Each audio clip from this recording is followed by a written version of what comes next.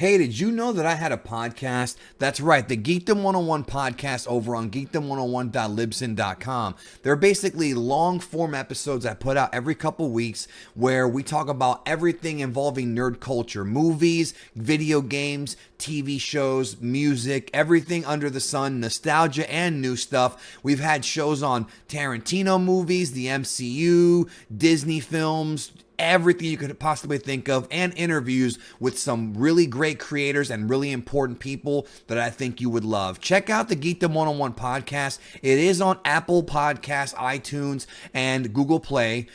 Geekdom101.libsyn.com. I promise you'll have a blast listening to the podcast. If you have a long commute or if you're at work or at the gym, the shows are over an hour, pretty much all of them, so you'll have a great time, I hope, listening to the show. I think you will. And thanks. Check it out. Once again, geekdom101.libsyn.com. I want to have a discussion about this image that was sent to me the other day discussing the evolution of Ultra Instinct against Goku's recent opponents that he used Ultra Instinct against. Now, this image, the source of this image I am unsure about. According to my friend, he found it on 4chan, so I'm not sure if it was originally created on 4chan or in a different place, but whoever created this, it's uncredited. I don't know who it belongs to, but I want to analyze sort of what they say here and the concepts behind Goku's, I guess, discovery of Ultra Instinct against guys like Jiren and Moro and whatnot. So Broly is not discussed here because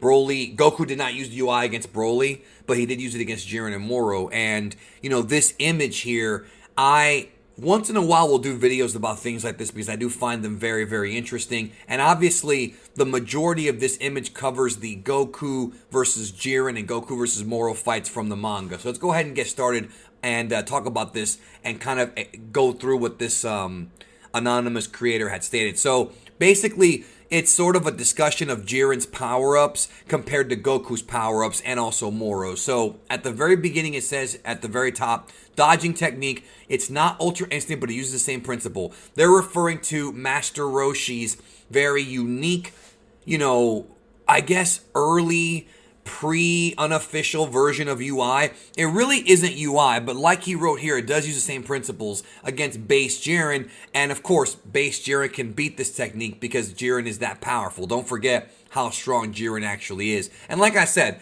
this is going to be from the manga. We'll have a little bit of anime talk, of course, but the manga's events were very different as far as the TOP goes. So comparing the two, Jiren wins, but Roshi was still able to dodge a few of the attacks here and there.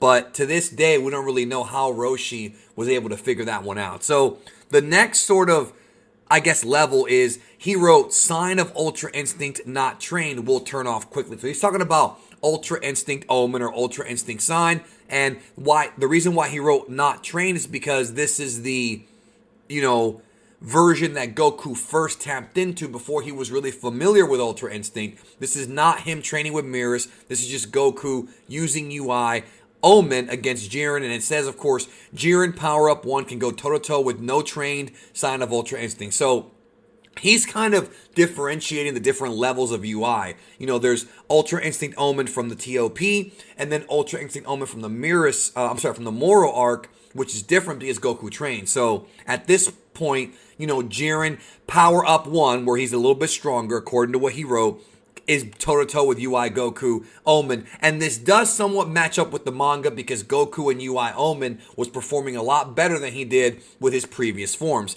Then down here, he goes to Jiren Power Up 2, use this face to get serious with sign of Ultra Instinct not trained. We didn't see it in action. Yeah, that was when Jiren got serious and began to eliminate people in the Tournament of Power and really show how strong he was, but he still was not at his max power. Now, right below that, he changes from Jiren to Moro because he wants to do the comparison of the Omen form first before delving into the mastered silver-haired UI. So here we have trained sign of Ultra Instinct can be maintained willingly against base Moro, can keep up with trained sign of Ultra Instinct. So he is basically scaling or comparing Goku after training with Mirrors in the Room of Spirit and Time in that alternate dimension that he was able to create, going up against Moro. And the reason why he wrote base Moro is because this is Moro prior to absorbing 7-3 and all that stuff.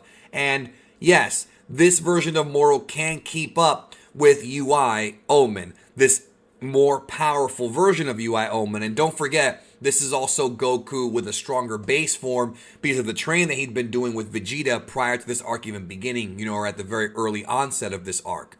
And then right beneath that, we have powered up Ultra Instinct Omen against powered up Moro, and they can both go toe to toe. Of course, the powered up UI is when we actually see Goku powering up, but the catch-22 of that form is that the stamina and the longevity of the form was affected by Goku powering up. It still doesn't make too much sense to me because Goku and Ultra Instinct, based on the properties of what UI is, shouldn't really have to, quote, power up, in that he should be in a totally different state of mind. But remember, this is Ultra Instinct Omen, not the silver-haired perfected version, and because of that, Goku still sort of has not only control over the form, because he can do it at will, but also has control over what he does, and is still sort of using his brain. So it's not the real Ultra Instinct where his entire body is loose, just a part of it is. So it's kind of like half your brain is turned on, half your brain is turned off. That's the best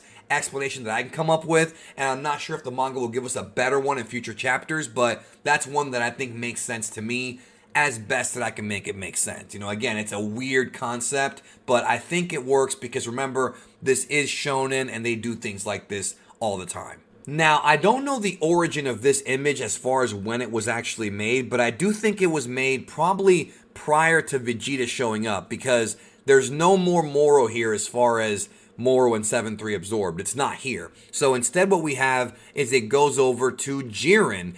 But before then, we have one more look at Moro, and he writes it as confident powered up Moro can easily defeat SSB powered trained Sign of Ultra Instinct, which is basically SSB powered trained Sign of Ultra Instinct. And what he's basically calling it is Super Saiyan Blue infused into Ultra Instinct. Now, here's where I differ from this. This is where I completely totally change my mentality on this and disagree with it. Because so far I've agreed with this image, but I don't agree with this because at no point was it stated that this is Super Saiyan Blue. I don't recall it ever being stated in that manga chapter that Goku was using Super Saiyan Blue. He was powering up. Maybe it appeared like he was having an aura similar to Blue, but I never saw that being anything different from the previous form. So I think this doesn't make sense. I think that this is more so a theory at this point versus just information, which is fine. We're all theorizing here, but I don't think this actually makes sense. I think that powered up Ultra Instinct Omen, trained anyways, I think that form or that power is just the same thing. I think Goku was continuously powering up, but I don't think he went back to Super Saiyan Blue with UI Omen. It doesn't really make sense that those transformations become, one. So it's kind of a weird, I don't agree with this guy. I think that he powered up, and then as he was powering up, I think Goku may have put too much of a strain on himself, and that Moro was still kind of hiding his power, and then he was able to go ahead and get the W. Now, at this point is when Vegeta comes in, and Vegeta was able to surpass Ultra Instinct Omen Goku, but not perfected Ultra Instinct. There's a lot of misinformation about this, and people who are confused. Vegeta has not surpassed silver-haired Goku. He has not done it. He surpassed UI Omen Goku, yes, but not silver-haired Goku, and it's also implied that the surpassing is not so much in power, but also in technique and ability, because remember, it wasn't Vegeta's power that was really hurting Moro, it was the spirit fission technique. It was him being able to separate the spirit out of Moro's body. So it's one of those things where, again, as a tactical fighter, Vegeta certainly did, surpass Goku during the fight with Moro, but we don't know for sure how much stronger he is from Omen, but he has not surpassed silver-haired UI. That is not up for debate. That's just how it is. But I know some Vegeta fans love to wank him off without thinking, and you have to view this objectively, folks. Objectively. Don't just fanboy over Vegeta, because it's just, no, it's not that. And he was able to use that move to drain Moro's spirit, at which point, Moro had to go and fuse with 7-3, and that's what led to the end of manga chapter 61. And then the very bottom of this, we have just Ultra Instinct, which is the real Ultra Instinct. You can call it Mastered, Perfected, Silver, whatever. All those names apply. The only official name, of course, is Ultra Instinct. And then we have, on the other side, we have Jiren, who this writer believes is stronger than Moro, which he might be stronger than Moro, but is he stronger than Moro with 7-3? That's the one that we don't know about yet till the next chapter comes out. But it says, Jiren powered up 3, can go toe-to-toe with Ultra Instinct, and can even turn it off with a punch strong enough. Yeah, same thing happened in the anime version. We saw Jiren go toe-to-toe with UI Goku, and, UI Goku was able to do better at one point, but Jiren was hanging in there for a while. And then at the bottom, he writes, trained Ultra Instinct, Jiren powered up 4. So what he's referring to is if Goku can tap into Ultra Instinct at will, right, when he learns to, if he ever does. So the idea that I think this guy is kind of telling us is, how strong will Goku be if he's able to tap into UI, mastered UI at will? See what I'm saying? That's the one that he's kind of wondering about. And then Jiren powered up 4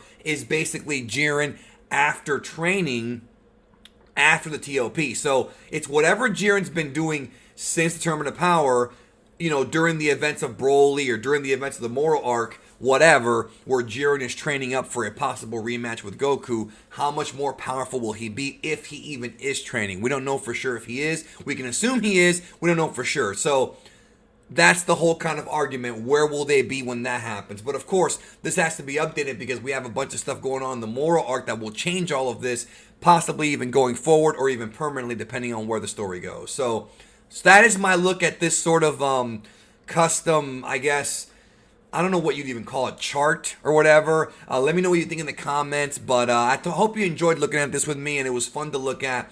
And yeah, I agree with about 80% of it. A couple things I disagree with here and there, but it does seem to be a pretty good look at least the manga version of the events. Because remember, the anime version had Jiren fighting a lot more. He also seemed to be a bit more tired by the end. And that's why Goku and Frieza were able to take him out, at the very, very end, which was different than how it was in the manga. But this is the manga we're talking about for this video. Thank you. Smash that like button. And if you enjoyed this video, check these out as well. Take care of yourself and each other.